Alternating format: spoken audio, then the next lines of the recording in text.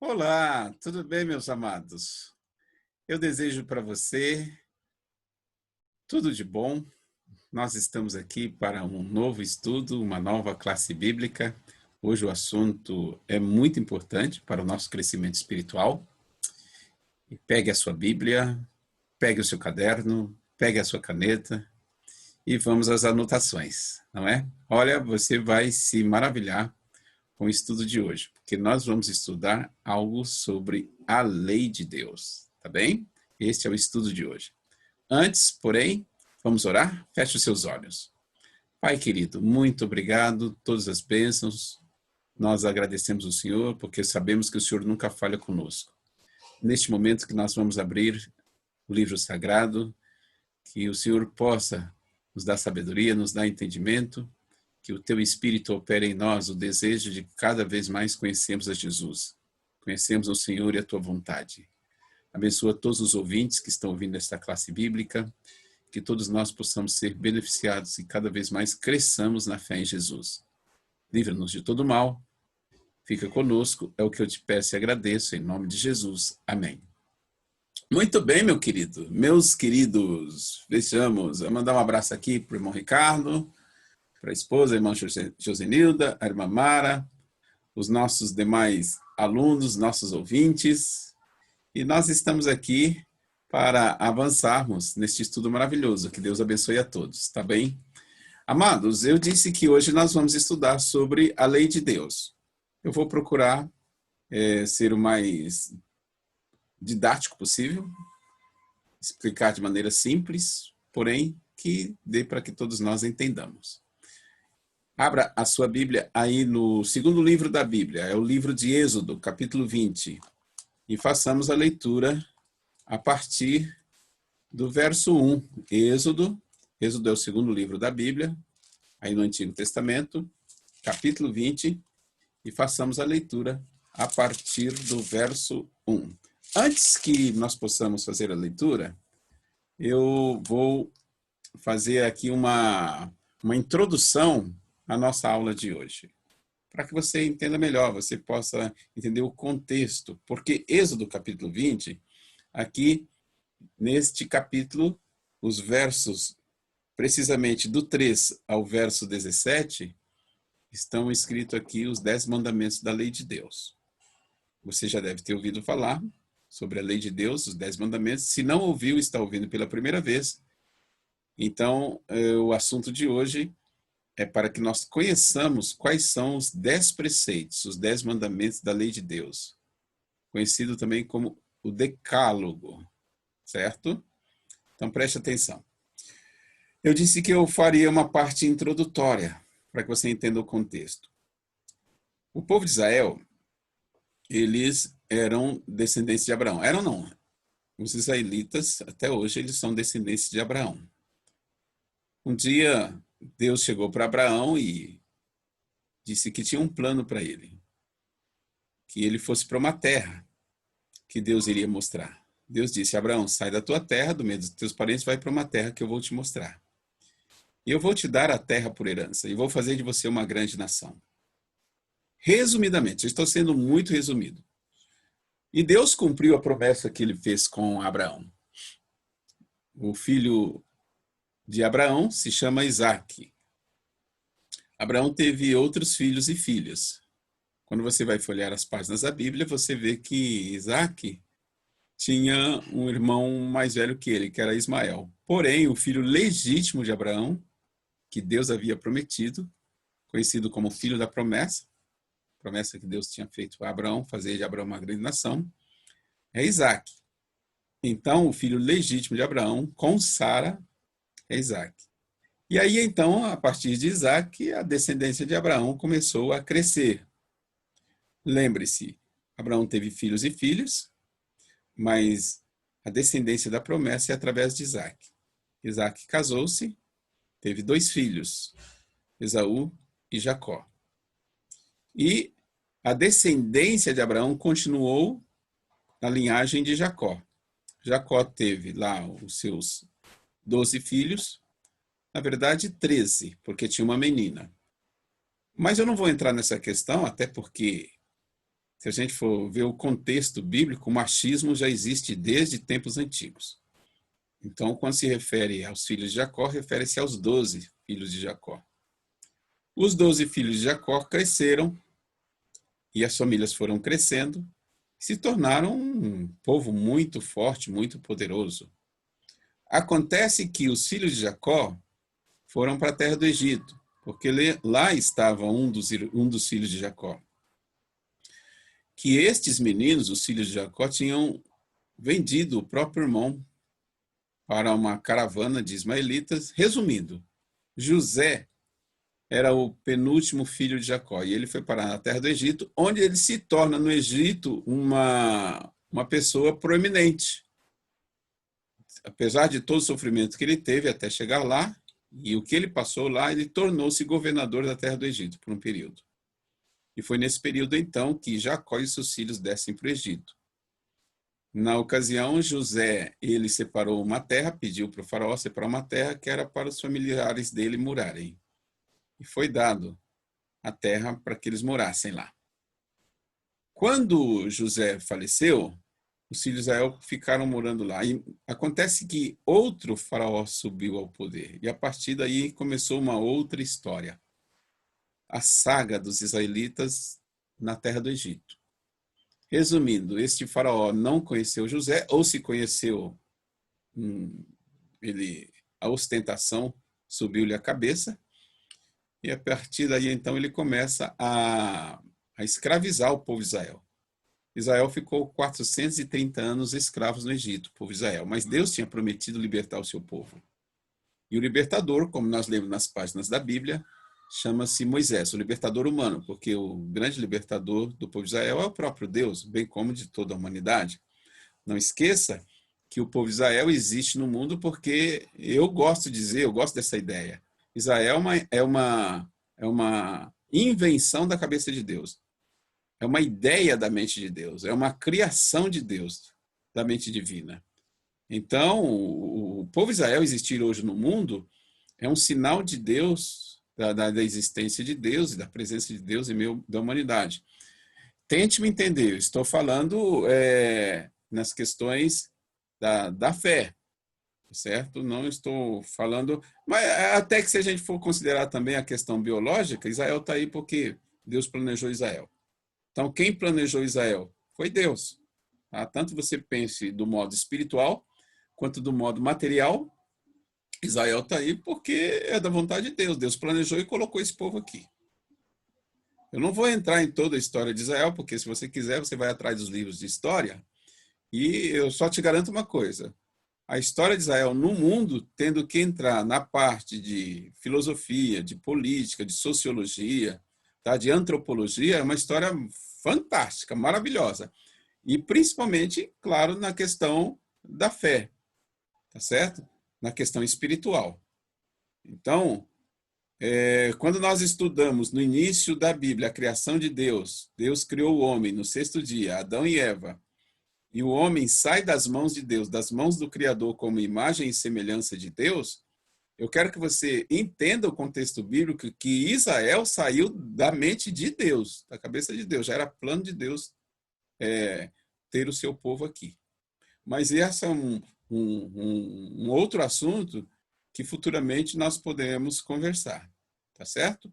Deus fez um plano para que o homem nunca pecasse. Quando Deus criou o homem, era para que o homem vivesse eternamente, fosse feliz. Como o homem pecou, Deus não ia abandonar a criação dele, a coisa principal que ele tinha criado era o homem, que justamente era a imagem e semelhança de Deus, ele não ia jogar fora. Então, Israel foi um plano que ele fez, dos vários planos que nós encontramos na Bíblia, para poder salvar o homem, para poder resgatar o homem, para poder alcançar o homem, para poder dizer para o homem que ele nos ama, que ele nos alcança e que o grande plano dele é nos resgatar e que nós sejamos felizes. Israel é um dos planos de Deus aí para que o nosso resgate fosse providenciado. Ok? Então, vamos partir do princípio que Israel estava escravo na terra do Egito. Deus suscita um libertador humano, Moisés. E Moisés tira o povo da terra do Egito. Quando Moisés tira o povo da terra do Egito, Deus sempre acompanhando o seu povo e cuidando do povo e operando milagres no meio do povo. A partir do momento que Israel atravessa o Mar Vermelho, até chegar à terra de Canaã, segundo historiadores, estudiosos aí, arqueólogos, teólogos, seria uma viagem rápida entre a saída do Egito até chegar à terra de Canaã. O que era a terra de Canaã? A terra de Canaã era a terra habitada por povos pagãos, conhecidos como os cananeus, que habitavam naquela terra. Só que era uma terra muito boa. Lembra que Deus tinha chamado Abraão e disse: sai da tua terra e vai para uma terra que eu te mostrar? Abraão foi. E na vida de Abraão, ele andou pela terra de Canaã, entre os cananeus. E Deus tinha dito para ele: eu vou te dar essa terra aí para a tua descendência. E Abraão creu. E agora, quando Israel sai do Egito, ele vai para a terra de Canaã. Deus tinha prometido dar, agora Deus ia cumprir. Então era uma viagem rápida. Ocorre que, quando Israel saiu do Egito, era um número expressivo de gente, de pessoas, entre adultos, jovens e crianças, entre mulheres e homens e crianças. Era um número expressivo. Calcula-se que em torno de 2 milhões de pessoas, aproximadamente, deva ter saído da terra do Egito, na libertação de Israel. Então, esse povo, Moisés iria conduzir até a terra de Canaã. Mas é tudo deserto. Acontece, veja bem, eu estou resumindo bem, tá? Porque a Bíblia conta detalhes. Acontece que nesse trajeto da saída da terra do Egito, quando eles atravessam o Mar Vermelho rumo à terra de Canaã, o povo começa a reclamar muito na viagem. E se tornou até um povo ingrato em relação a Deus. E eles começaram a reclamar de Deus, a reclamar de Moisés, da liderança de Moisés, e outras tantas coisas que existem. Basta que você leia a Bíblia, como eu já disse, os detalhes principais estão aqui na Bíblia. Resumindo, o que deveria demorar poucos dias, poucos meses para o povo chegar à terra de Canaã, eles demoraram 40 anos para poder tomar posse da terra de Canaã. Preste atenção, 40 anos. Eu não estou falando em 40 horas, em 40 semanas, ou melhor, em 40 dias, em 40 semanas, em 40 meses. Eu estou falando 40 anos. Para você ter uma noção, segundo a Bíblia, de toda aquela geração de pessoas, de toda aquela geração que saiu da terra do Egito, somente 2 pessoas, somente 2 homens entraram na terra prometida, que você vai encontrar a história deles na Bíblia também. Josué e Calebe. Diga-se de passagem, Josué que foi o sucessor de Moisés, depois que Moisés deixa o comando do povo de Israel, porque ele morreu. Moisés não entrou na terra prometida, porém, a história de Moisés é linda, porque ele morre, ele avista a terra prometida, mas Deus o ressuscita. Isso está na Bíblia. Como eu disse, não é o estudo de hoje. Mas, se você tiver dúvida, quiser saber as passagens, é só me enviar algum comunicado, alguma coisa que eu mostro para você, na Bíblia. Porém, nós vamos estudar isso futuramente. Fique tranquilo. Então, vamos voltar. O povo deveria levar pouco tempo, poucos dias, poucos meses para chegar à terra de Canaã. Levou 40 anos, demorou 40 anos. Então, quando Israel sai, atravessa o Mar Vermelho, eles tiveram que passar por uma região, a região do Sinai. Eu quero chamar a sua atenção, também estou falando resumidamente, a Bíblia cita o Monte Sinai. Porém, quando a Bíblia fala o Monte Sinai, é uma referência à região, porque o Sinai, na verdade, é toda uma região. É uma cordilheira de montanhas. Então, existem muitas montanhas lá. Então, qualquer montanha daquela que você sobe lá, você está no Sinai. Mas a Bíblia cita especificamente o monte que Deus pediu que o povo que Moisés parasse o povo ali na região do Sinai, e a montanha que Deus pede para que Moisés suba faz parte da região do Sinai. Há as peregrinações hoje lá, porém, dentro de toda aquela cordilheira de montanhas, não se sabe especificamente qual foi a montanha que Moisés subiu. Porém, existem as peregrinações devo estar falando para alguém que talvez já foi ao Sinai, e eu mesmo já estive lá. Então existe toda aquela ideia, olha, que Moisés subiu e as pessoas, e está tudo lá. E é válido, sim, porém nada garantido. Há evidências no local onde hoje se pode ir ao Sinai, há evidências que pode ter sido o local onde nós hoje fazemos as peregrinações quando vamos lá. Sendo ou não sendo, o que é mais importante é a história que realmente aconteceu e aconteceu naquela região, ok? O que Deus queria fazer com Moisés quando pediu que ele subisse ao Sinai? Deus queria mostrar para o povo de Israel que agora ele era o Deus de Israel direto. Deus sempre foi o Deus de Israel.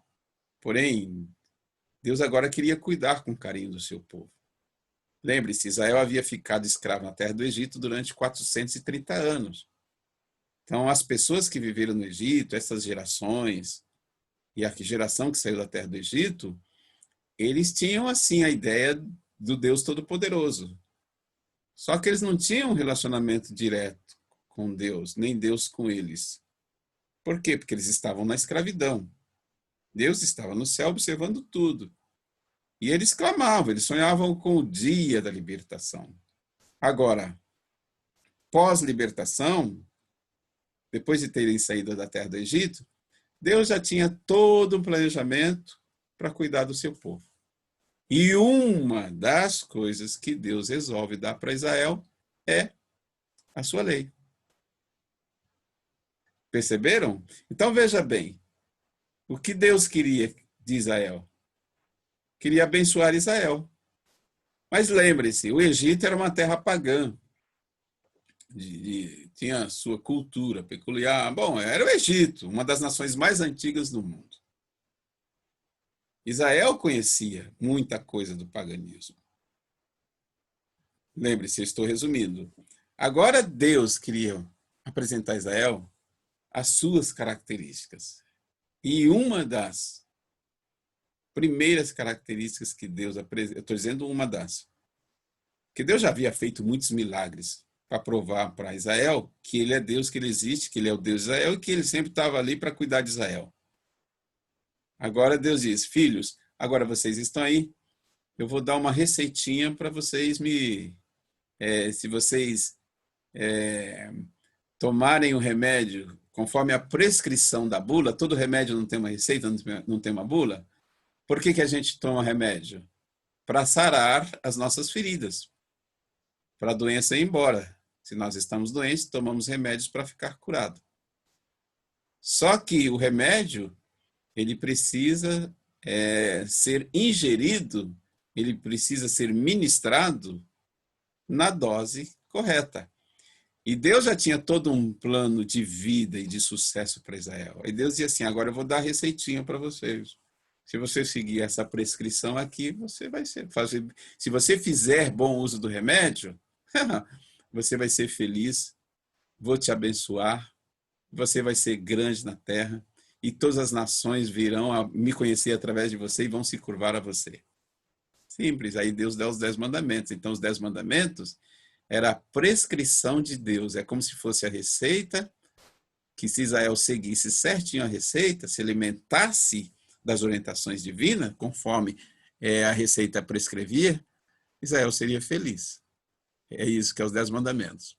Viram como é simples? Então eu vou mostrar para você aqui, como eu disse, Êxodo capítulo 20, que é o segundo livro da Bíblia, do Antigo Testamento, a partir do verso 3 a 17, os 10 mandamentos da lei de Deus. Agora, é importante que você saiba de uma coisa. Vamos ler os versos. Eu tenho outras coisas para te falar, mas eu vou falando durante o transcorrer da aula. Tá certo? Vamos lá? Êxodo capítulo 20. Vamos ler a partir do verso 1. Diz assim. Então falou Deus todas estas palavras. Eu sou o Senhor teu Deus, que te tirei da terra do Egito, da casa da servidão. E aí vem o primeiro mandamento, verso 3. Não terás outros deuses diante de mim. Segundo mandamento, dos versos 4 até o verso 6. Não farás para ti imagem de escultura, nem semelhança alguma do que há em cima nos céus, nem embaixo na terra, nem nas águas debaixo da terra. Não as adorarás, nem lhes darás culto, porque eu sou o Senhor teu Deus. Eu sou o Deus zeloso, que visito a iniquidade dos pais nos filhos até a terceira e quarta geração daqueles que me aborrecem. E faço misericórdia até 1000 gerações daqueles que me amam e guardam os meus mandamentos. Este é o segundo mandamento, então presta atenção. O primeiro mandamento, Deus escreveu, não terás outros deuses diante de mim. O segundo é, não farás para ti imagem de escultura. Qual é o terceiro? O terceiro começa no verso 7. Não tomarás o nome do Senhor teu Deus em vão, porque o Senhor não terá por inocente o que tomar o seu nome em vão. Terceiro mandamento. Então já aprendemos 3 mandamentos. É importante que você possa memorizar. Tá? Você não é obrigado a saber de cor e salteado como está na Bíblia, mas que você pelo menos saiba citar quais são os 10 mandamentos da lei de Deus. Primeiro, não terás outros deuses diante de mim. Segundo, não farás para ti imagem de escultura, nem adorarás a elas. Terceiro, não tomar o nome do Senhor Deus em vão. Verso 7 é o terceiro mandamento. O quarto mandamento começa no verso 8 e vai até o verso 11. E qual é o quarto mandamento da lei de Deus? Eu já vou te adiantar uma coisa. O quarto mandamento é o grande mandamento de Deus que tem causado controvérsia no mundo entre pessoas. E você depois vai entender o porquê. Olha o quarto mandamento. Lembra-te do dia do sábado para o santificar. 6 dias trabalharás e farás toda a tua obra. Verso 10. Mas o 7º dia é o sábado do Senhor, teu Deus. Não farás nenhum trabalho, nem tu, nem o teu filho, nem a tua filha, nem o teu servo, nem a tua serva, nem o teu animal, nem o forasteiro das tuas portas para dentro. Porque em 6 dias fez o Senhor os céus e a terra, o mar e tudo que neles há. E ao 7º dia descansou. Por isso o Senhor abençoou o dia de sábado e o santificou. Prestou atenção? Este é o quarto mandamento da lei de Deus. O quarto mandamento faz referência a que dia da semana? Ao 7º dia. E qual é o 7º dia? É o sábado. Nós já estudamos isso, né, no estudo da criação. Vamos para o quinto mandamento? Quinto mandamento, verso 12.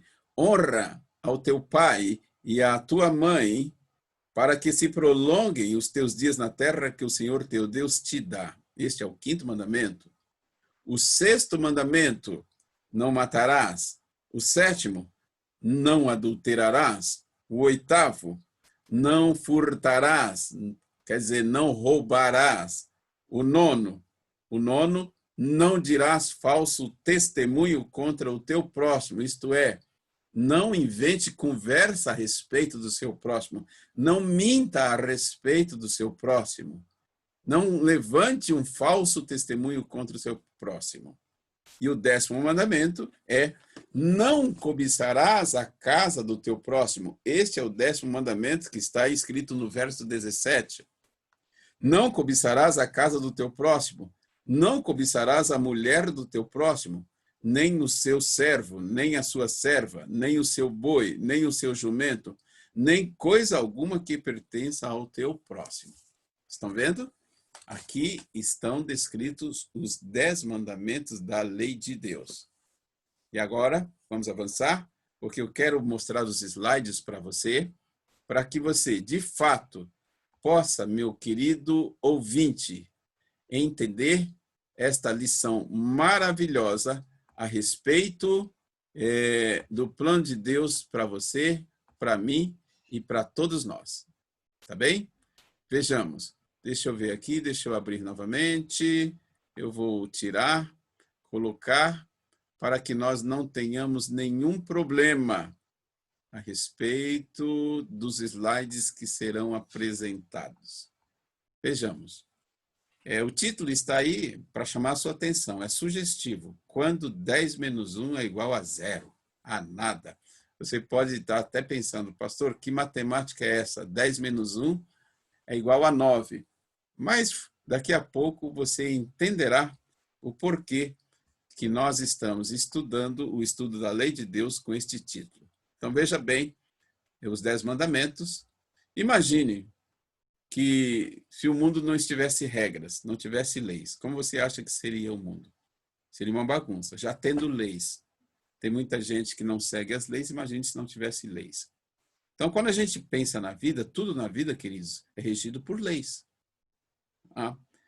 Se nós estamos aqui sentados estudando a Bíblia, há leis que regem este momento. Na sua casa, há leis que regem a sua casa. Você tem hora para sair, para chegar. A sua casa tem portas, janelas, quer dizer, limites. Tem muro. Ok? Se não tiver muro, pelo menos na consciência, as pessoas têm que ter o bom senso, que tem um limite do terreno do vizinho. Concordam? A nossa dinâmica de vida diária são leis. Nós dormimos, acordamos, depois vamos cuidar das nossas atividades, comemos, café, almoço e janta. Então, é todo um processo que é cadenciado. A vida é assim, tudo existem leis. Leis de trânsito existem. Imagine se no trânsito não tivesse lei de trânsito. Leis de trânsito. Tendo leis, em se falando de Brasil, já é uma bagunça, imagine se não tivesse. Então, preste atenção e nunca mais esqueça que todas as coisas na vida existem porque há leis que regem tudo. Há leis que regem o universo. E quando você pensa em Deus, é importante que você saiba que Deus também tem as suas regras. E por isso nós estamos aqui estudando a lei de Deus. Para começar, se nós falarmos em Deus, já é uma hierarquia. Hierarquia é regra, é lei. O que é hierarquia? A posição. Quando nós falamos em Deus, você já deve ter ouvido falar na Trindade. O Pai, que é Deus, o Filho, que é Jesus, e o Espírito Santo. O que é isso? É uma hierarquia. É uma lei. Nós, seres humanos, as leis da vida, as leis da natureza. Bom, deu para você entender. Se tudo tem leis, por que Deus não teria lei? Ele que é o criador de tudo? Então, meu amigo, minha amiga, você que me ouve, é bom que nós entendamos que lei não é um bicho de 7 cabeças. Lei não é uma coisa que incomoda. Muito pelo contrário. Sem lei não existiria vida na Terra. Pense bem. Então, Deus tem o seu plano para reger a vida do ser humano aqui, a nossa vida, a sua, a minha, os planos que ele tem para cada um de nós. Eu gostaria que você abrisse a sua Bíblia agora no livro de Êxodo, é o segundo livro da Bíblia, você está aí aberto, abra lá, capítulo 31. Êxodo, capítulo 31. Eu não citei ainda agora porque eu queria chamar a sua atenção especificamente para este momento. Quem escreveu os 10 mandamentos? Êxodo, capítulo 31, verso 18. Diz assim: E tendo acabado de falar com ele no Monte Sinai, deu a Moisés as 2 tábuas do testemunho, tábuas de pedra, escritas pelo dedo de Deus. Eu tenho certeza que muitos estão assistindo essa aula nunca tinham pensado nisso. Vamos aqui analisar algumas coisas. Quando o assunto é lei de Deus, muitas pessoas, sem saberem, dizem assim: a lei de Moisés, a lei do Antigo Testamento, a lei que foi dada para Israel, a lei de Israel, a lei de Moisés. É um equívoco, queridos. Lembre-se, a lei de Deus não é a lei de Moisés. Então, veja bem, quando nós vamos às páginas da Bíblia, aí nos primeiros 5 livros da Bíblia, nós vamos encontrar leis que Moisés prescreveu, que ele indicou para o povo. Leis de saúde, leis de sociabilidade, leis de relacionamentos, enfim, leis sociais, quer dizer, leis para tudo. Porém, quando o assunto é a lei de Deus, a lei não é de Moisés, não é a lei de Moisés. E lembre-se que aí no Êxodo capítulo 31, verso 18, quem foi que escreveu a lei? Foi o próprio Deus. Volte ao texto e leia lá. Ó. Êxodo 31, verso 18. E tendo acabado de falar com ele no Monte Sinai, deu a Moisés as 2 tábuas do testemunho, tábuas de pedras escritas pelo dedo de Deus. O que Deus fez com Moisés foi, quando ele chamou Moisés para que subisse a montanha, lá no Sinai, ao Monte Sinai, Deus diz, Moisés, pegue e lavre, deixe bem talhada 2 pedras, 2 tábuas de pedras, devidamente talhadas, e traga-as para o monte, porque eu preciso dar a minha lei para você transmitir ao povo. E isso Moisés fez. Então, ele prepara as 2 tábuas, que eram feitas de pedra, tá? E sobe o Sinai. Moisés ficou 40 dias com Deus. 40 dias com Deus. E lá Deus, então, esses 40 dias, Deus escreve a sua lei e ele entrega para Moisés entregar para o povo. Então, queridos, não existe a questão da lei de Deus, a lei de Deus não é lei de Moisés, como muitos desavisadamente afirmam por aí. Aquelas pessoas que falam que esta lei, o decálogo, é a lei de Moisés, das duas umas, ou elas não conhecem o texto bíblico, ou se elas conhecem, não prestaram atenção, quer dizer, se conhecem é porque prestaram atenção, correto? Ou elas conhecem e, no entanto, omitem a verdade. Eu disse omitem, eu não disse emitem. Lembre-se, há pessoas que têm a Bíblia, sabem o que está escrito na Bíblia, mas eles omitem a verdade, isto é, eles escondem a verdade e eles pregam mentiras. Então, amados, dizer que o decálogo é lei de Moisés não procede, porque a Bíblia diz que esta lei, o decálogo, é a lei de Deus. Ela foi escrita pelo próprio Deus. Lembre-se, verso 31 diz, escritas pelo dedo de Deus. Compreendeu? Não há nenhuma dúvida. Então, vamos avançar. Continuando ainda a questão, o assunto da lei. Apenas repetindo para você, você que está aí, passando o slide agora, vendo, Deus, nós encontramos aqui, então, muito claro o texto escrito aqui. E tendo acabado de falar com ele, no Monte Sinai, quer dizer, Deus tendo falado com Moisés, fez o quê? Deu a Moisés as 2 tábuas do testemunho, que eram as tábuas de pedra. Tábuas de pedra, estão vendo? Escritas pelo dedo de Deus. Então, meu querido ouvinte, a lei é de Deus, não é lei de Moisés. Segundo, avançando. Então, Deus mesmo escreveu os 10 mandamentos com o seu dedo. Deixou ali as suas impressões. Eu vou só fazer um comentário rápido, sem tirar do contexto aqui. Na Bíblia, existem apenas 3. Alguns dizem que apenas 2. Mas eu cito 3 razões. Aí você tira suas conclusões. Você pode acreditar que há 2 ou 3. De toda a Bíblia, sobre a Bíblia nós já estudamos, dos 66 livros, que é a Bíblia, que compõe a Bíblia, nós temos apenas 3 eventos que o próprio Deus se manifesta direto, que está na Bíblia, que sai da mente de Deus, que sai da cabeça de Deus, manifestação de Deus na Bíblia. Quais são? Primeiro, os 10 mandamentos, Deus escreve com seu próprio Deus, ok?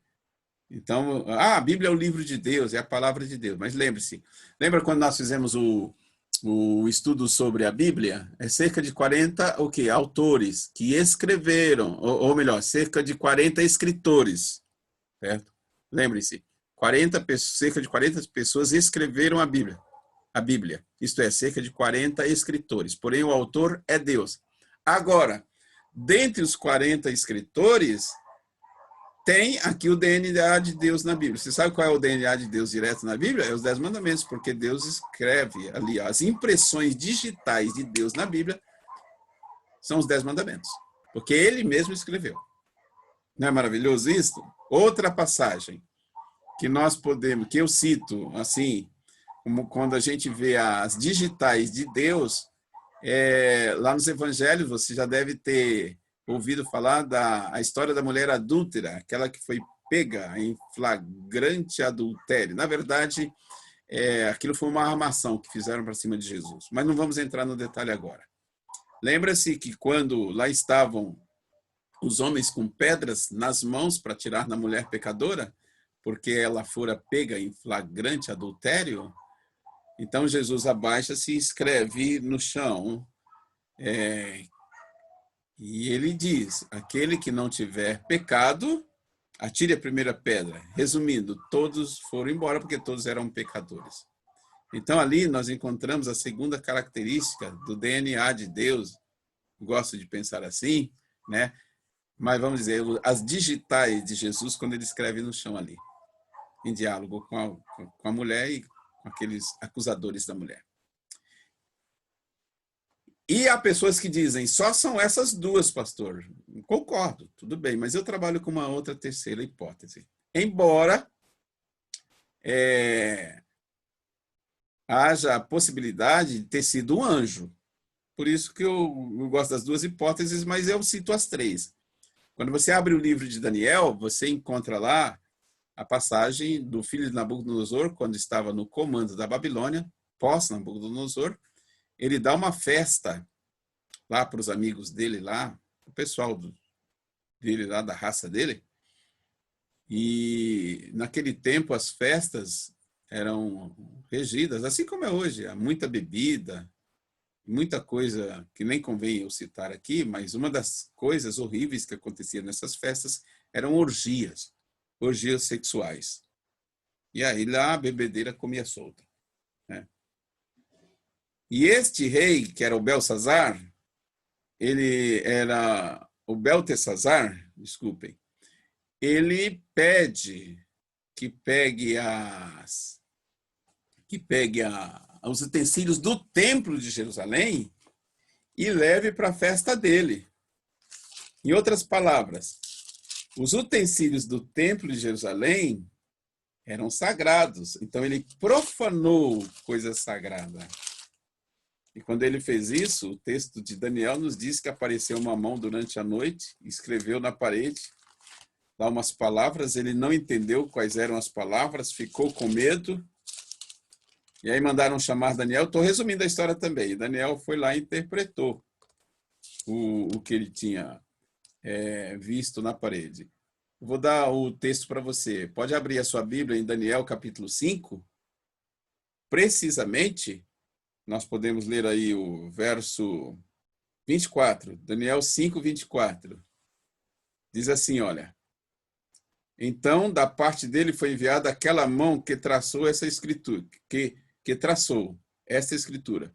Para que você possa entender, tá? Melhor, vamos ler alguns versos antes. Então, vai lá. Daniel, capítulo 5, ok? Tá? Capítulo 5.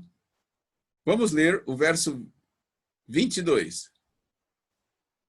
Eu tinha falado Belsazar, depois falei Beltesazar, mas o nome do rei era Belsazar, tá? Diz assim, tu, Belsazar, que és seu filho, não humilhaste o teu coração, ainda que sabias tudo isto. Quem estava falando isso já era o profeta Daniel, estava falando para o filho de Nabucodonosor, porque a mão tinha aparecido na parede e ele ficara lá perturbado e com medo, e aí chamaram Daniel, tá? Para que Daniel, então, desse a interpretação da escrita que estava na parede. Então, vai lá. Verso 23. E te levantaste contra o Senhor do céu, pois foram trazidos utensílios da casa dele perante ti. E tu, e os teus grandes, e as tuas mulheres, e as tuas concubinas, bebestes vinho neles. Além disso, deste louvores aos deuses de prata, de ouro, de bronze, de ferro, de madeira e de pedra, que não veem, não ouvem, não sabem, mas a Deus em cuja mão está a tua vida e a todos os teus caminhos, a ele não glorificaste. Verso 24, Daniel continua falando para o rei Belsazar. Então, da parte dele foi enviada aquela mão que traçou esta escritura. Vejam o texto? Diz da parte de Deus. E aí você pode ter sido o próprio Deus, pode ter sido um anjo, ok? Eu prefiro, por isso que eu cito essas 3 passagens que estão as digitais de Deus. Então, aqui no verso 24, diz que da parte dele, Deus foi enviado aquela mão que traçou esta escritura. E o que a escritura dizia? Verso 25. Esta, pois, é a escritura que se traçou. Mene, mene, tekel e parsim. Agora Daniel vai dar a interpretação, que o rei não tinha entendido. Esta é a interpretação daquilo. Mene, contou Deus o teu reino e deu cabo dele. Tekel, pesado foste na balança e achado em falta. Pérez, dividido foi o teu reino e dado aos medos e aos persas. 29. Então mandou Belsazzar que vestissem Daniel de púrpura e lhe pusessem cadeia de ouro ao pescoço e proclamassem que passaria a ser o terceiro no governo do seu reino. E olha o que diz o verso 30. Naquela mesma noite foi morto Belsazzar, rei dos caldeus, e Dario, o Medo, com cerca de 62 anos, se apoderou do reino. Queridos, nós vamos estudar esses textos aqui quando nós estivermos estudando profecias, mas eu só estou adiantando isso para você porque eu falei ali, falando da escrita de Deus direto na Bíblia, tá bem? Essa é uma história maravilhosa. Nós vamos estudar isso futuramente. Vamos voltar aqui para o nosso assunto, então, dos 10 mandamentos. Então, nós vimos que os 10 mandamentos foi escrito pelo próprio Deus. Os 10 mandamentos são as digitais de Deus no nosso meio. Tudo bem que você tem uma Bíblia, foi feito na tipografia, está aqui, tá? Porém, a palavra de Deus, especificamente a Bíblia e os 10 mandamentos, nunca mais esqueça, são as digitais de Deus. Ele escreveu os 10 mandamentos com o seu próprio dedo. Então, aqui um resumo do que nós lemos em Êxodo capítulo 20. Qual é o primeiro mandamento?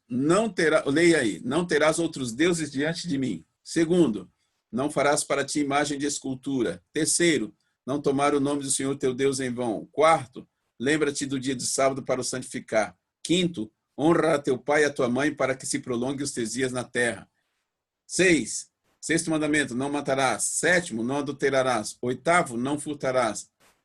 Nono, não dirás falso testemunho contra o teu próximo. E o 10º, não cobiçarás a casa do teu próximo. Eu quero chamar a sua atenção a uma coisa aqui muito importante.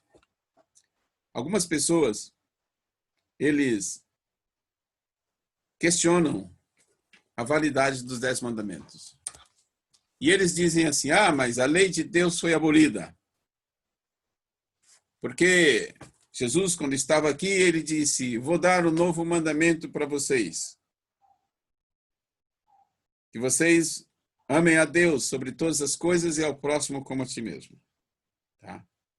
Eles pegam essas palavras de Jesus, porque Jesus de fato falou isso. Agora, Jesus Cristo falou, resumindo os 10 mandamentos.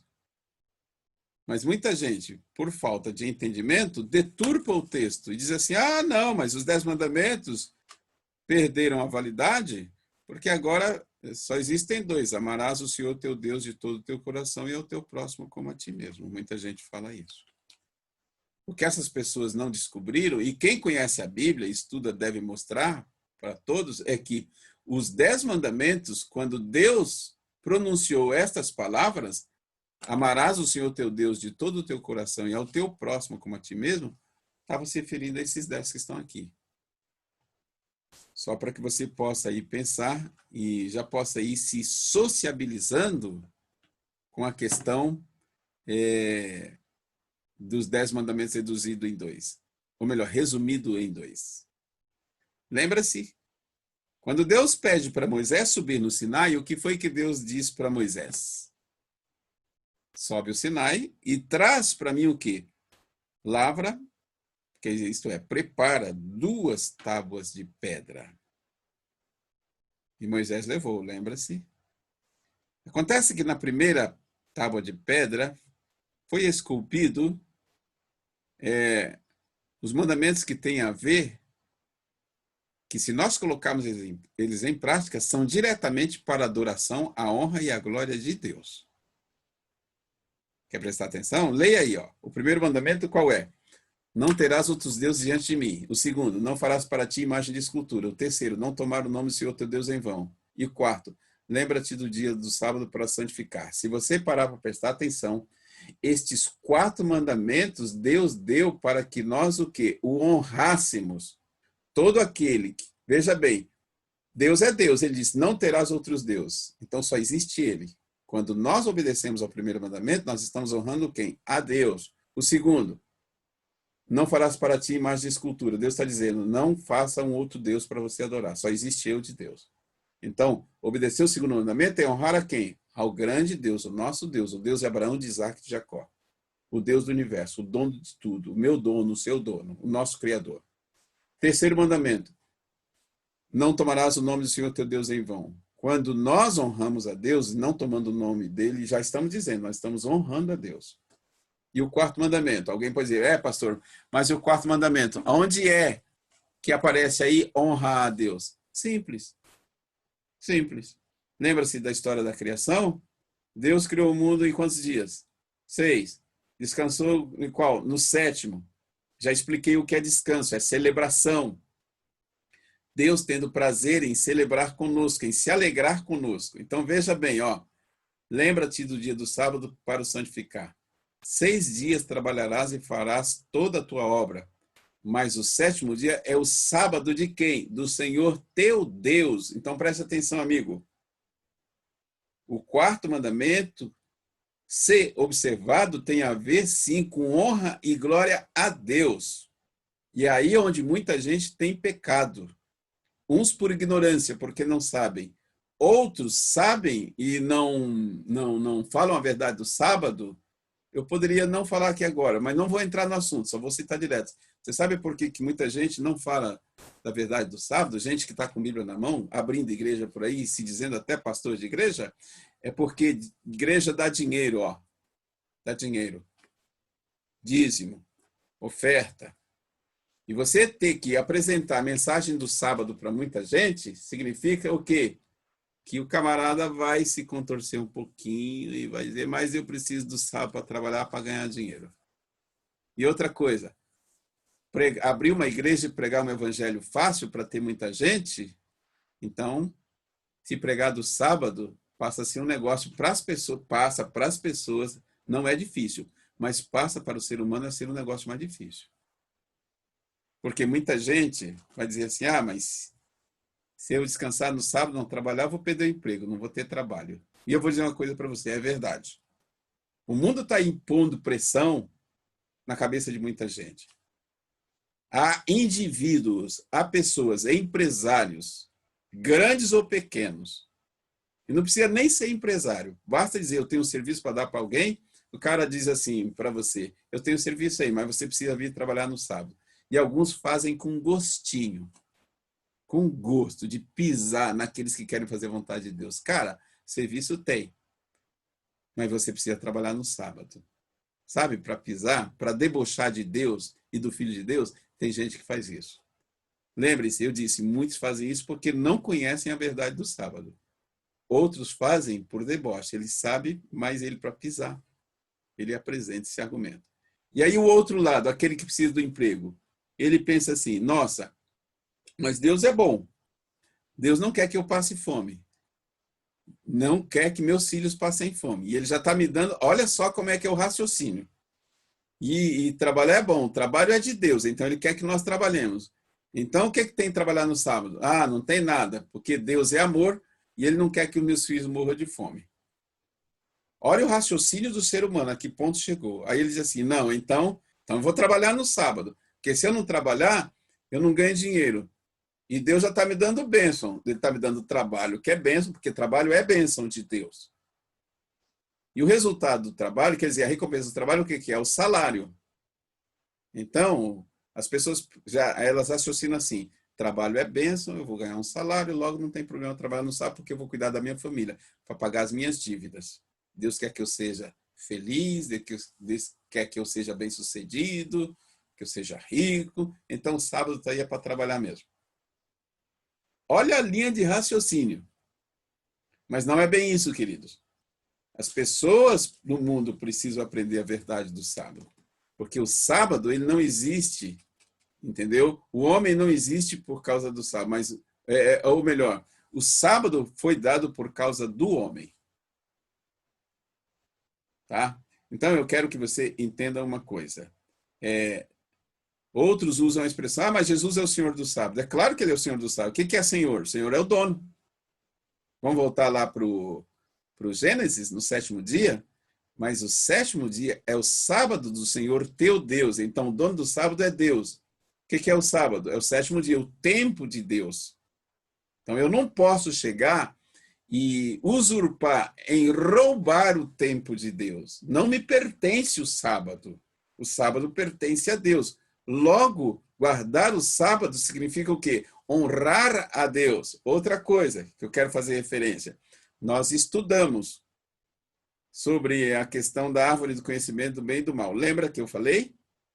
A árvore do conhecimento do bem e do mal não é uma árvore maldita, não era. Pertencia a Deus, mas Deus tinha dito, aquela ali não tocareis, aquela árvore era de Deus. Deus tinha colocado ela ali simplesmente, eu não vou dizer testar a fidelidade de Adão e Eva, mas ali estava a prova, veja bem, a árvore do conhecimento do bem e do mal era a árvore de Deus, e o fruto também, pertence a Deus. Ambas eram santas, tanto a árvore quanto o fruto eram santos. Mas Deus tinha reservado, é como se Deus estivesse dizendo aqui, isso tudo é meu, é santo. Mas quando Deus disse, não tocareis, nem comereis do fruto, Deus queria mostrar para Adão, ensinar para Adão e ver se de fato eles o honrariam. Lembram que eu disse? O problema de Adão e Eva não foi ter comido do fruto da árvore do conhecimento do bem e do mal. O pecado não entrou porque eles comeram do fruto. Pecou porque eles desobedeceram a Deus. Então, preste atenção. Obediência tem a ver o quê? Com honra. Desobediência é desonra. A partir do momento que Adão e Eva foram comer do fruto da árvore do conhecimento do bem e do mal, que era santo, não esqueça disso, eles desonraram a Deus. Eles desobedeceram, porque Deus tinha dito, não come, eles comeram. Isso é desobediência. E logo, desobediência a Deus se chama o quê? Pecado. Eles transgrediram uma norma divina, uma lei que Deus tinha colocado. Então, veja bem, já existia lei lá no Éden. Deus tinha dito, de todas as árvores vocês podem comer e dominar sobre tudo. Era uma lei. Mas tinha uma outra regra na lei, daquela árvore do meio do jardim, não. E eles desobedeceram porque foram comer do fruto da árvore, conhecimento do bem e do mal. Logo, eles desonraram a Deus. Vamos voltar para o sábado. O sábado é de Deus, lembra-se? O mandamento diz, lá, tanto no Gênesis, na criação, como aqui, Deus, dando a lei de Deus para Israel, disse assim, lembra-te. Se Deus falou, lembra-te, é porque o sábado já existia antes. Deus não ia chegar, se Deus tivesse criado o sábado na época do povo de Israel, ele não ia falar, lembra-te. Ele ia dizer assim, eu agora estou criando um dia para vocês me adorarem. Ele não falou assim, lembra-te. Então, se ele falou lembra, é porque o sábado existia antes. E desde quando existe o sábado? Desde a criação. Israel veio a existir muito tempo depois. Outra coisa, quando Deus fala, lembra-te do dia do sábado para santificar, o que Deus estava dizendo para Israel? Lembra-se? Israel tinha ficado 430 anos na terra do Egito, então eles não conheciam, eles não tinham tido oportunidade de guardar o sábado no Egito. Por quê? Porque eles eram escravos. Você pode até perguntar, mas eles não eram o povo de Deus? Era o povo de Deus, mas lembra, eles estavam escravos no Egito. Então, no Egito, eles eram obrigados a trabalhar o dia que os egípcios quisessem. Agora, libertos, veja bem, quando Deus pede uma coisa para nós, queridos, Deus nos liberta primeiro. Quando você olha para Israel na terra do Egito, o Egito, simbolicamente, espiritualmente falando, é como o pecado, o mundo de pecado. Neste mundo aqui, queridos, nós seres humanos somos escravos do pecado, escravos do mundo. Então eu quero que você entenda uma coisa. Antes de Jesus vir morrer por nós, nós éramos escravos do mundo, escravos do pecado, condenados a morrer a morte eterna. Então veio Jesus e nos libertou da escravidão do pecado. Nós vamos fazer esse estudo depois. Então, só quem salva é quem? Só quem salva é Jesus. Jesus é salvação, Jesus é vida. Ele veio morrer para nos garantir a vida eterna. Nos garantindo, então, veja bem, quando Adão e Eva pecaram, estavam condenados a morrer. E quem teria que pagar o preço da pena? O homem. Mas se o primeiro homem falhou, o primeiro homem foi Adão e Eva, e logo todos os filhos de Adão e Eva iriam falhar. Mas quem tinha que pagar o preço do pecado era o próprio homem. Então Deus, sabendo que o homem nunca pagaria a pena do pecado, aí Deus fala assim, então eu vou me tornar homem, porque um homem deve pagar o preço do pecado, deve sofrer a pena do pecado. E qual é a pena do pecado? É a morte. Por isso Deus se fez homem, se fez Jesus Cristo e veio morrer. Jesus Cristo não é homem? Jesus é homem como você e eu, de carne e osso. Então, como homem, ele morre. Só que ele, Jesus Cristo, morreu, ele tem o poder sobre a morte, sobre o inferno. Ele ressuscitou. E é justamente na ressurreição de Jesus que ele garante a você e a mim o quê? A libertação do quê? Do pecado, do mal, da morte. Agora vamos pensar. Pensa no Egito. Egito, simbolicamente, espiritualmente falando, é como o pecado, o mundo de pecado. Lembra, o Egito tinha o quê? Escravizado os filhos de Israel por 430 anos.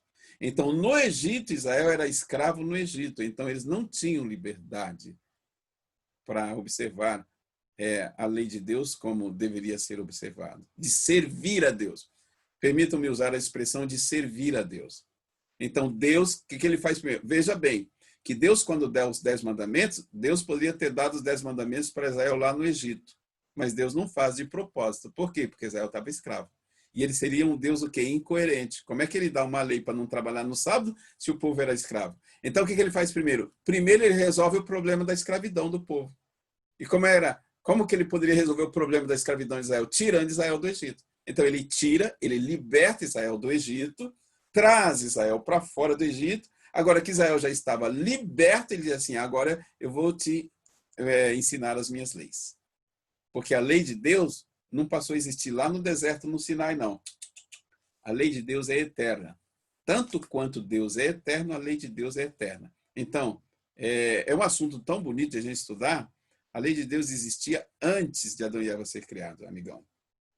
Aí você vai perguntar assim, pastor, mas e o sábado existia? Eu te provo na Bíblia que existia. Não é o assunto de hoje, mas futuramente nós veremos isso. Tá? O sábado de eternidade a eternidade. Porque aí nós vamos entrar numa questão. O sábado não salva ninguém. Tá? Não é a letra da lei que vai salvar ninguém. O que vai salvar? O que salva é a graça de Cristo. Porém, o que é a letra da lei? Lembra-se do que eu falei? O remédio tem o quê? A sua receita, a sua bula. A lei de Deus é só uma receitinha que Deus estava dando para Israel.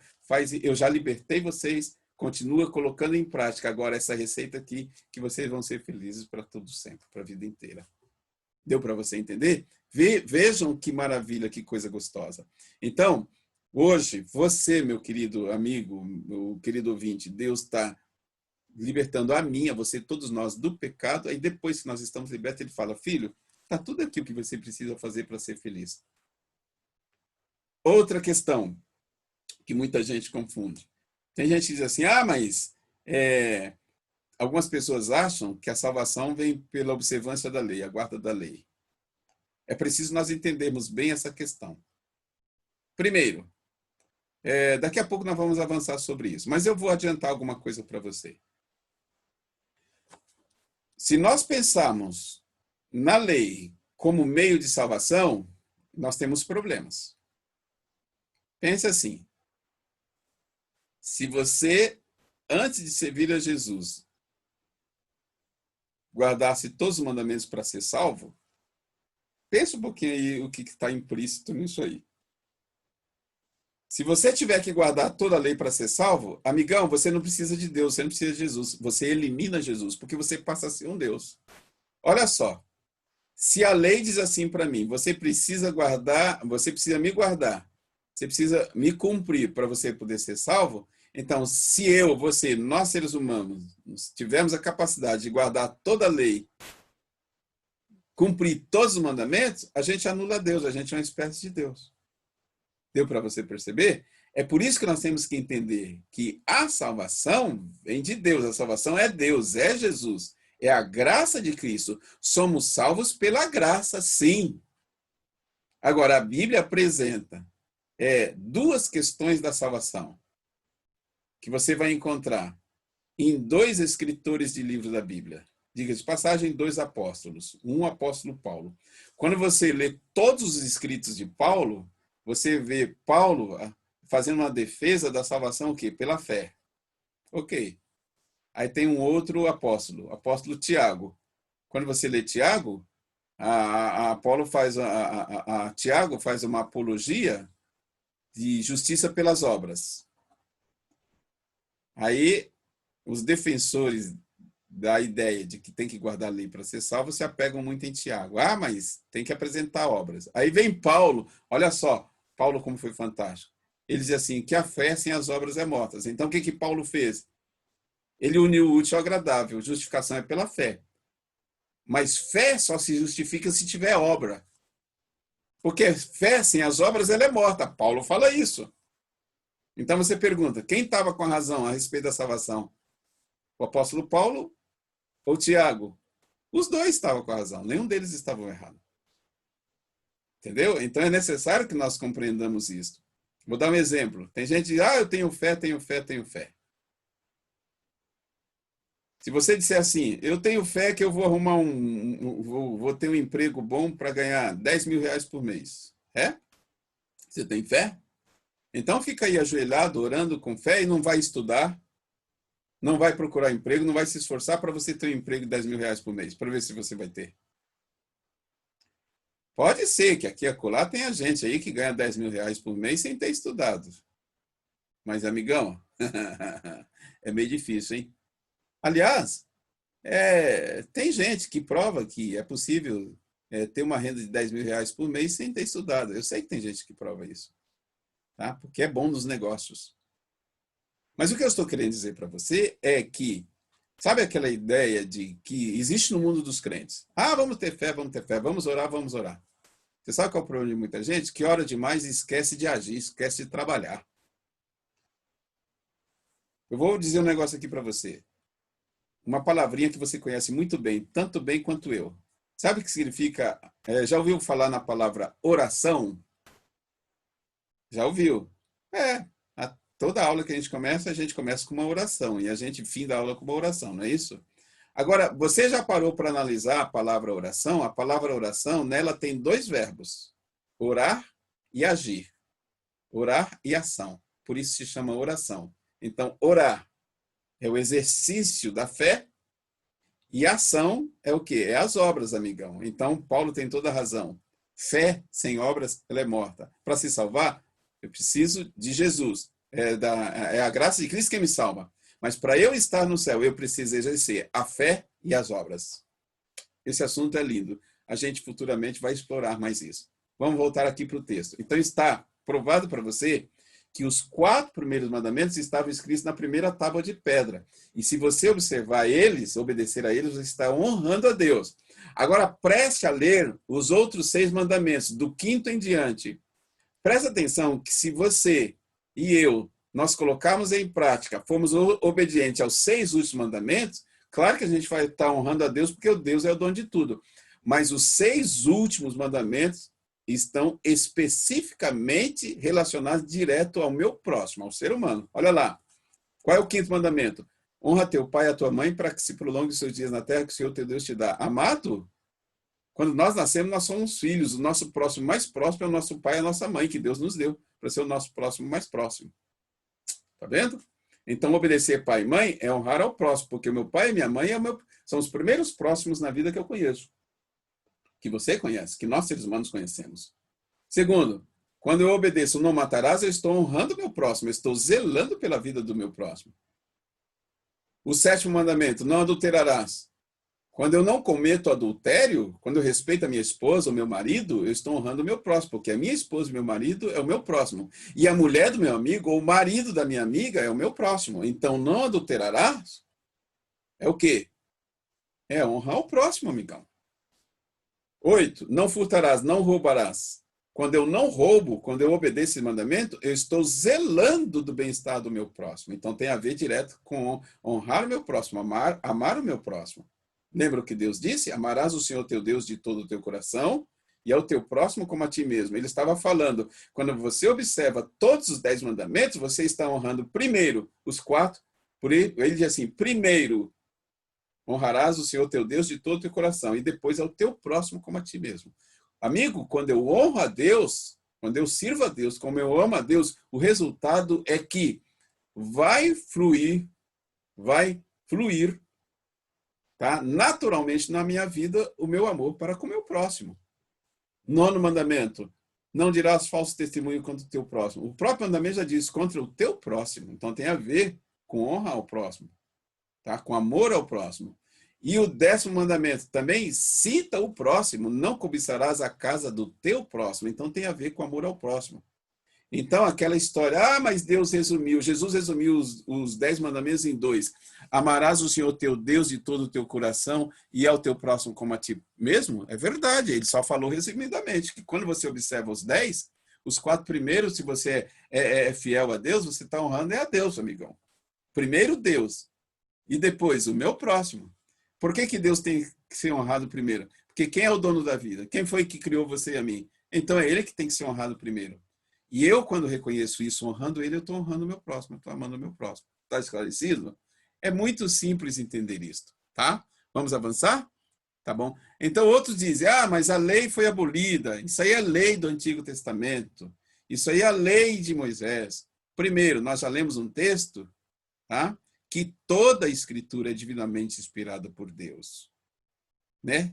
Tiago lá fala isso, toda a escritura é divinamente inspirada por Deus. Não é só o Antigo ou o Novo Testamento, é todo, é tudo. Agora, será que ele, Deus, aboliu a lei dele? Vamos ler? Mateus. Vamos lá para o Novo Testamento. O primeiro livro do Novo Testamento. Mateus capítulo 5, versos 17 e 18. Olha o que ele diz aqui. Mateus 5, 17 e 18. Estou dando tempo aí para você achar na Bíblia, anotar no caderninho, tá bem? Vamos ler? Olha o que diz. Não penseis que vim revogar a lei ou os profetas. Eu não vim para revogar, eu vim para cumprir. Outras versões diz, eu não vim abolir a lei ou os profetas. Eu não vim abolir a lei, eu vim para cumprir. E o verso 18. Porque em verdade vos digo, até que o céu e a terra passem, nenhum i ou um tio jamais passará da lei até que tudo se cumpra. Estão vendo? Então Deus mesmo está declarando: eu não alterei a minha lei nada, nem uma vírgula, nem um i ou um tio, nem um acentozinho eu alterei na lei. Tudo é a mesma coisa. Ele fala que ele não mudou nada na lei. Muito pelo contrário, Jesus, quando esteve aqui, ele veio cumprir a lei. Aí vamos dizer assim, mas a lei se cumpriu em Cristo. É claro. Quem é Jesus? É Deus, mas ele veio aqui como o quê? Como um homem. Então ele vai dizer assim, como um homem eu vim mostrar para você que você pode ser obediente à lei. Se ele cumpriu a lei é porque diz assim, eu vim aqui como homem. Então eu estou falando para você que você também pode cumprir a lei. Não perfeito como Jesus, porque ele sim foi perfeito, nós não. Mas aí é que entra a graça de Cristo na nossa vida. Tá? Esse é um belo e maravilhoso estudo que nós vamos estudar depois, tá bom? Então vejam bem, Mateus 5, versos 17 e 18. Não penseis que vim revogar ou abolir a lei, acabar com a lei, ou os profetas. Eu não vim para abolir a lei, para revogar, para acabar com a lei. Eu vim para cumprir. Claro que ele veio cumprir, como eu disse. Ele veio aqui como homem. E ele veio mostrar para nós que nós, sendo humanos, como homem, nós temos condição, sim, de cumprir a lei, de ser obediente à lei, de observar a lei. É isso que ele quis dizer. Porque muitos dizem, mas a lei se cumpriu nele. Se cumpriu nele, então está dois obedientes. Não, senhor. Na dica de nada, meu querido. Jesus, ele veio como homem, ele é o meu salvador. Mas se de fato eu amo, eu vou procurar fazer a vontade dele. Eu vou te mostrar esse texto rapidinho, já já. Quer ver? Aguarda aí um pouquinho, tá bom? E ele conclui dizendo que até que o céu e a terra passem, nem o i ou um tio jamais passará da lei até que tudo se cumpra. Ele diz assim, não vou alterar nada, não alterou nada na minha lei, tá? Será que a lei de Deus é eterna, então? Lembra que eu disse para você? Pastor, e a lei de Deus? Lembra que eu disse para você? Ah, mas e os 10 mandamentos já existiam? Desde quando? Será que é eterno? Abre lá. 1 João, lá pertinho do livro de Apocalipse. Primeira carta de João, capítulo 1. Ou melhor, capítulo 3, verso 4. Primeira carta de João, capítulo 3, verso 4. Tá bom? Então, vejamos bem. Nós tínhamos dito, eu vou depois apresentar o texto, que a lei de Deus é eterna, assim como Deus é eterno. Lembra-se que eu falei? Então, há regras para tudo. Depois nós vamos fazer um estudo específico só para mostrar para você que a lei de Deus é eterna. Ele existe desde a eternidade, tá bom? E se ele é Deus eterno e existe desde a eternidade, é claro que as leis dele são eternas, amigão. Ok? Vamos então avançando aqui. E o que é pecado? 1 João 3, verso 4. Todo aquele que pratica o pecado também transgride a lei, porque o pecado é o quê? Transgressão da lei. É simples, querido. Algumas pessoas perguntam, mas se eu fizer isso é pecado? Se eu fizer aquilo é pecado? Se eu comer isso é pecado? Se eu beber isso é pecado? Se eu vestir isso é pecado? Se eu ouvir isso é pecado? Se eu falar isso é pecado? Está cheio de gente perguntando isso. É simples, amigo. A Bíblia está aqui para nos mostrar. Se fizermos alguma coisa que é contra a vontade de Deus, tudo aquilo que é contra a vontade de Deus é pecado. Quer ver um outro texto? Aí onde você está? Vá no capítulo 2, e o verso 4. Achou? Vou esperar primeiro que você respire fundo e veja como esse texto é forte, hein? Não é o pastor Herbert quem está falando, não sou eu, é a Bíblia, é Deus falando. Olha só o que está escrito aqui. 1 João, capítulo 2, verso 4. Aí mesmo, onde você está aberto. Diz assim, aquele que diz, eu o conheço. Eu conheço quem? A Deus. Eu conheço a Jesus. Eu o conheço. E não guarda os seus mandamentos, é o quê? É mentiroso e nele não está a verdade. Desculpe-me a franqueza, eu tenho que mostrar isso aqui, amigo. Gente que anda com Bíblia na mão, que diz que conhece a Bíblia e não mostra a verdade, o próprio Deus diz o quê? É mentiroso. E eu te pergunto, quem é o pai da mentira? Nós estudamos isso em estudos anteriores. O pai da mentira é quem? É Satanás. O próprio Jesus Cristo falou que ele é o pai da mentira. Logo, quem está com a Bíblia na mão, conhece a verdade, não ensina a verdade, é servo de quem? De Jesus ou de Satanás? Eu deixo que, não você que responda, porque a Bíblia está respondendo quem é. Eu deixo que você assuma, de fato, aquilo que a Bíblia fala. Então, o cara pegar a Bíblia na mão, vou abrir uma igreja, sair inventando um monte de conversa, não prega a verdade como deve ser pregada, a Bíblia está chamando ele do quê? De mentiroso. Acabamos de ler. 1 João 2,4. Aquele que diz, eu conheço a Deus, mas não guarda os mandamentos de Deus, é o quê? É mentiroso, amigão. E nele não está a verdade. Acabamos de ler 1 João 3,4, que diz que aquele que pratica o pecado transgride a lei, porque pecado é transgressão da lei, tá certo? Então, veja bem, pecado é o quê? É quebra da lei. Aí algumas pessoas perguntam, tá, mas pastor, alguém consegue guardar toda a lei? Quanto da lei eu posso guardar? Tiago 2, verso 10, tá? Muito bem. Tiago 2,10 é outro texto forte. Abra lá. Abra lá na carta do apóstolo Tiago, capítulo 2 e o verso 10. É simples você achar Tiago. Você está aí no livro de 1 João, volta algumas folhas. Volta algumas folhas. Você vai chegar nas cartas de Pedro e antes das cartas de Pedro está a carta de Tiago. Tiago, capítulo 2 e o verso 10. Esperar que você ache, anote aí no caderninho. Esse texto é forte. Olha o que Tiago escreveu. Pois qualquer que guarda toda a lei, mas tropeça em um só ponto, se torna o quê? Culpado de todos. Entendeu? E algumas pessoas, amigos, dizem, mas eu guardo a lei. Mas na hora de falar do quarto mandamento da lei de Deus, que é o sábado, pulam fora, o sábado foi abolido. Foi abolido? Quanto da escritura é inspirado? Toda a escritura. Lembra? Lembra? Que toda a escritura é divinamente inspirada por Deus e ela é útil para quê? Tá? É isso que nós aprendemos. Tá?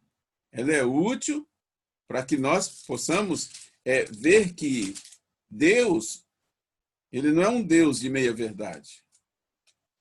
Sabem, queridos? Pastor, mas é quase. Salvação, queridos, não existe o quase. Tá?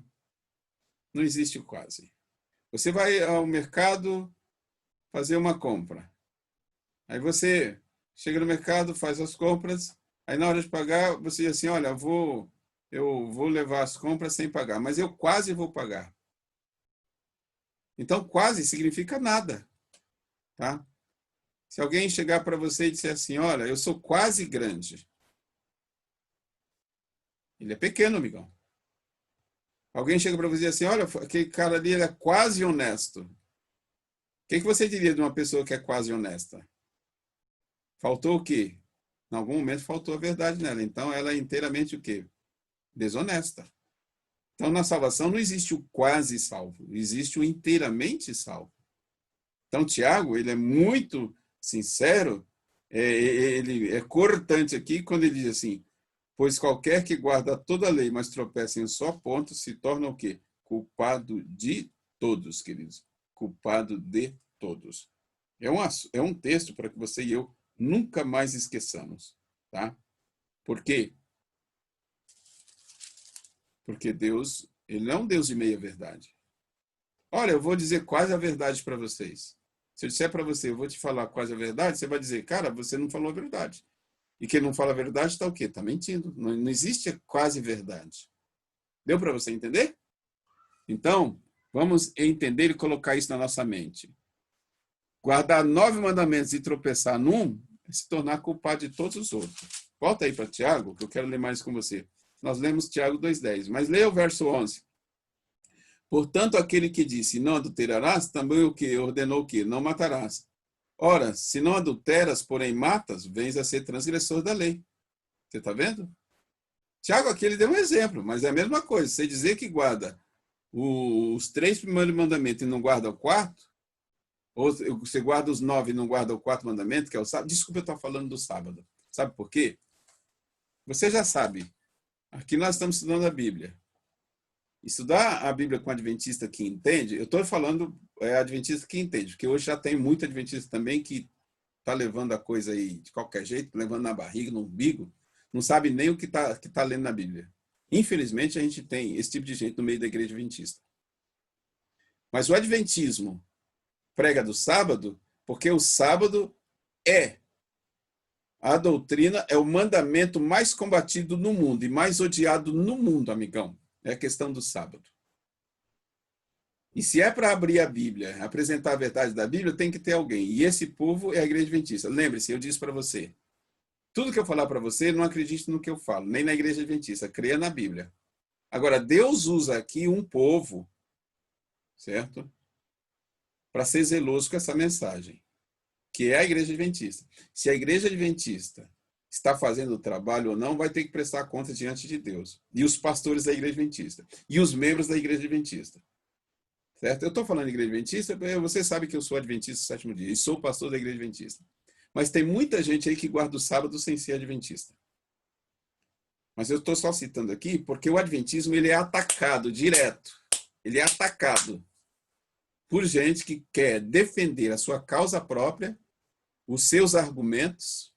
Falta humildade em muita gente, como já falei para você. Uma das questões principais dos horrores que falam contra o adventismo, de abusos que se falam contra o adventismo e a doutrina que o adventismo defende, que é a doutrina bíblica, é porque para guardar sábado, amigão, muita gente acha difícil, chama adventista de preguiçoso, que não gosta de trabalhar, e está cheio de igreja aberta aí que não vai pregar a verdade do sábado, porque se pregar, muita gente vai pular fora da igreja. Ah, não, tem que guardar o sábado, vou procurar uma igreja mais fácil. E essa turma que está querendo pregar evangelho fácil, eles querem evangelho fácil porque vai entrar mais dinheiro para o bolso deles. É por isso que é um dos motivos, é um dos principais. Não estou dizendo que esse é o único motivo, mas um dos principais motivos porque muita gente odeia o adventismo e não assume a doutrina do sábado, a lei de Deus que se refere ao sábado, é por causa, dinheiro, amigão. Quer que eu te diga mais? Eu só estou jogando alguns lances para você pensar. Tem muita gente que diz assim, o sábado é do Antigo Testamento, é do Velho Testamento, é abolido. Mas os caras estão lá pedindo dízimo, e dízimo nasceu aonde? Está lá no Velho Testamento. Olha lá, dinheiro, dízimo, tá? Oferta, dízimo. Então, se o sábado foi abolido no Velho Testamento, então tinha que abolir o dízimo também. Mas por que estão as igrejas abertas aí e muita gente aí pedindo dízimo? Então, é o que na cabeça de muita gente? É o que convém. Mas eu não. A própria Bíblia responde. Aquele que diz que eu conheço a Deus, mas não guarda seus mandamentos, é mentiroso e nele não está a verdade. E hoje você decide. Eu não estou chamando para você ser membro da minha igreja adventista, não. Não estou falando para você ser meu seguidor. Estou falando para você ser seguidor de Jesus. Converta-se a Jesus, descubra a verdade da Bíblia e una-se a Deus e ao povo de Deus. Ok? Vamos avançar? Então, para Deus é isso. Acabamos de falar, guardar 9 e desobedecer 1 é igual a quê? A desobediência. 9 menos 1, alguém vai dizer é 8. Não, mas para Deus é 0. 10 menos 1 é 0 para Deus, amigão. Não tem validade de nada o que fizemos. Então, nós devemos guardar toda o quê? Toda a lei de Deus, tá? E como nós provamos o nosso amor para com Deus? Abra aí agora no Evangelho de João, capítulo 14. Agora é o Evangelho, tá? Mateus, Marcos, Lucas e o Evangelho de João, lá no Novo Testamento. Mateus, Marcos, Lucas e João. Capítulo 14, e leamos o verso 15. Olha aqui o que diz o apóstolo São João, capítulo 14, verso 15. Jesus Cristo falando. João escreveu o que Jesus Cristo falou. Se me amais, guardareis os meus mandamentos. Palavras de João? Não, de Jesus. João só escreveu. Jesus disse, se me amais, guardareis os meus mandamentos. Amigo, está aqui, olha, verdade. Vá para a Bíblia. Dobre o seu joelho no chão, clame a Deus, diga, Senhor, sou grato porque tu me amas e o Senhor está me dando a oportunidade de eu conhecer a você, o teu caráter, a tua vontade, a verdade, e você será ricamente abençoado. Se me amais, guardareis os meus mandamentos. Palavras de quem? De Jesus. Os mandamentos são de quem? De Deus, não são de Moisés, não é de Israel, não é lei do Antigo Testamento. Mandamentos de Deus, e Deus é eterno.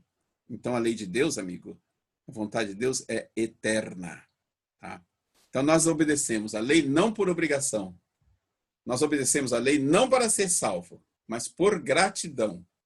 Porque nós já fomos salvos. Lembra que eu falei? Israel estava no Egito escravo. Antes de dar a lei do decálogo, Deus tirou primeiro o seu povo da escravidão, porque agora eles eram o quê? Libertos. Libertos, agora eles poderiam o quê? Fazer a vontade de Deus. Hoje Jesus está te libertando da escravidão do pecado, do jugo do pecado, e dando condições de você fazer a vontade dele. Aí você vai dizer, nossa, Jesus, o que eu posso fazer por você? Por esse amor tão grandioso que você não sabe e você não entende. Eu também não entendo, mas eu aceito.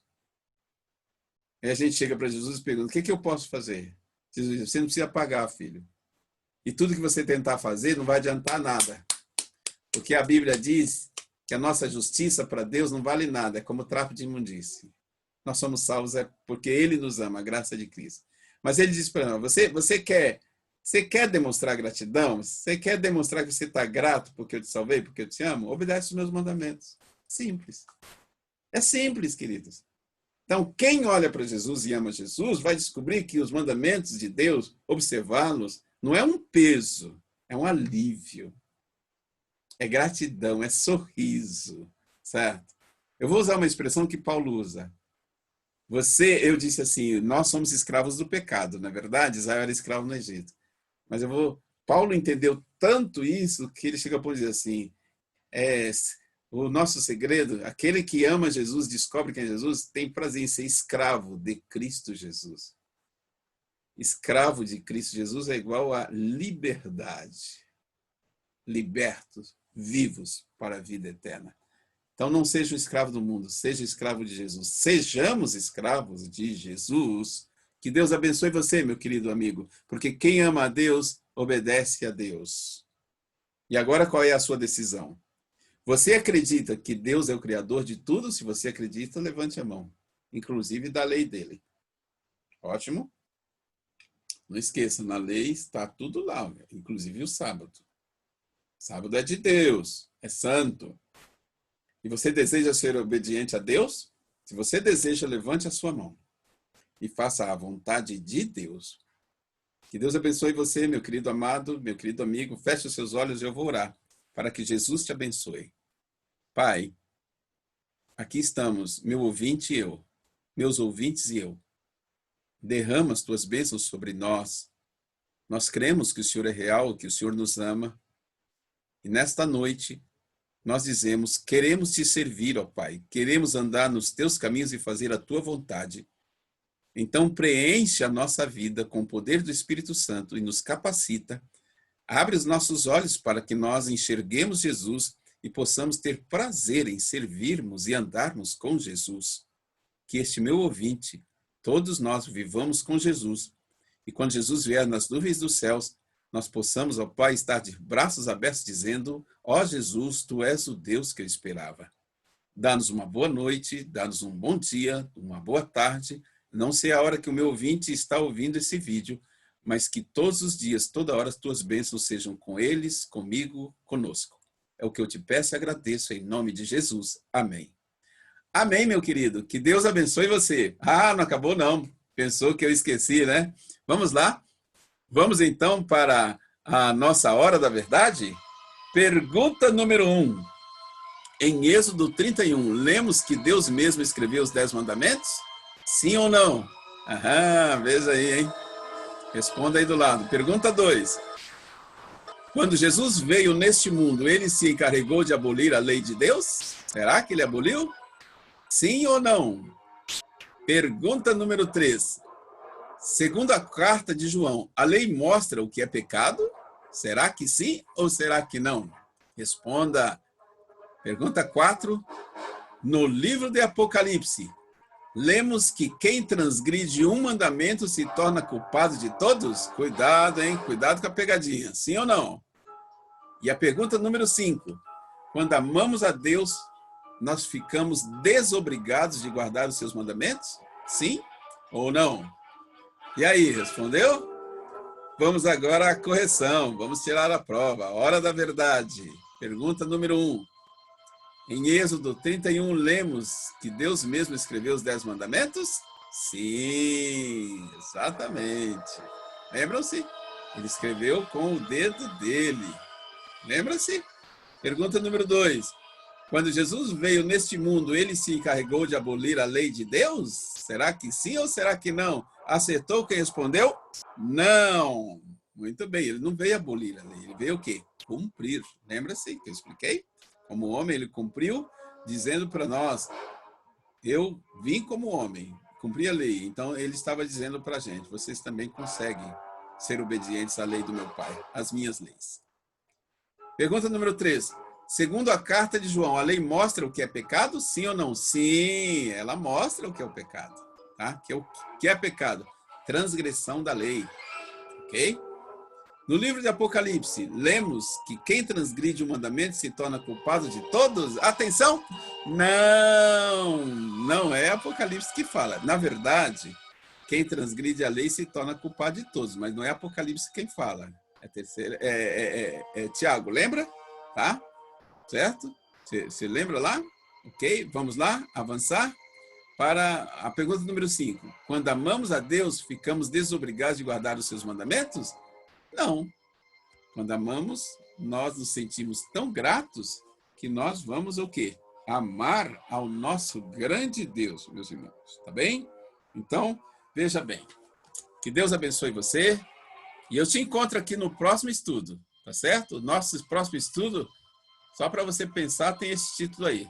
10 menos 1 igual a 10. Pastor, que matemática que é essa? Mas é uma matemática maravilhosa. Meu querido amigo, meu querido ouvinte, que Deus abençoe, fique com Deus e a gente se encontra. Até a próxima. Tchau, tchau. Que Deus abençoe a todos. Até mais.